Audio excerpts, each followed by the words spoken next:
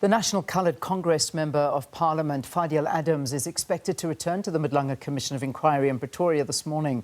Adams, who started to testify yesterday, is facing further questions about his role in the investigation of senior crime intelligence officials. He has emerged as a central figure in the Commission's work following his submission of the Section 27 affidavit, which the investigating Directorate against corruption used as a basis for investigating alleged corruption in crime intelligence. For more on what happened yesterday, let's cross over to SABC News anchor Sakina Kamwendo. Sakina, good morning.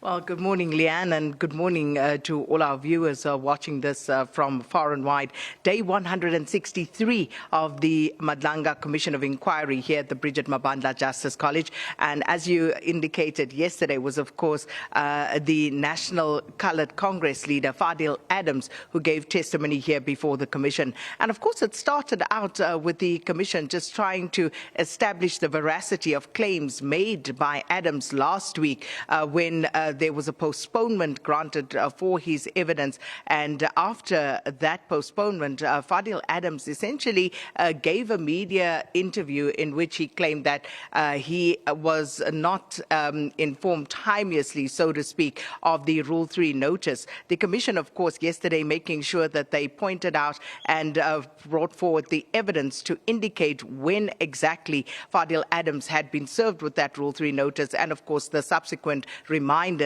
of his testimony here before the Commission and the statements that had to be submitted. And essentially, he had to concede that he had been untruthful in what he had adduced before the media. And then, of course, we got on with the business of the day. And as indicated yesterday, what becomes important with the evidence of Fadiel Adams is, of course, his involvement with the complaint that he laid with IDAC and what subsequently happened. The chronology of events is important, and they started out on that yesterday, just touching on that, and I think that is where we will go further into today, because of when Fadiel Adams laid the very first complaint after he had received information anonymously in his office at Parliament, and that, of course, you can bet will be further canvassed. Also, what was done exactly with that information and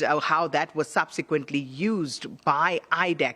So didn't get too far with regard to the actual substance of that complaint and the allegations, but that is, of course, something that will be looked at today. He also touched on Lieutenant General Madlanga Commission, who essentially is the protagonist for setting all of this in motion. And he indicated that he thought that Lieutenant General Madlanga Commission on that 6 July briefing 2025 was staging a coup. And then he also went on to talk about the rule book and why he thought that was out of line. And of course that he spoke about the close relationship between General Mkhwanazi and Timi Marimutu. So all of this is essentially what was contained in his statement, and as you know, it is only in the second half after that has been read that the commissioners will then start to interrogate, as it were, some of the assertions that are made in those statements. So that, for now, is where we'll leave it. We will, of course, give you more in terms of the granular details of what came out yesterday. Kenny Mapanga will join me after 7. We'll have Professor Rakubu and Mike Bolhace as analysts, and of course we'll continue to unpack all of this. But for now, back to you, Leanne.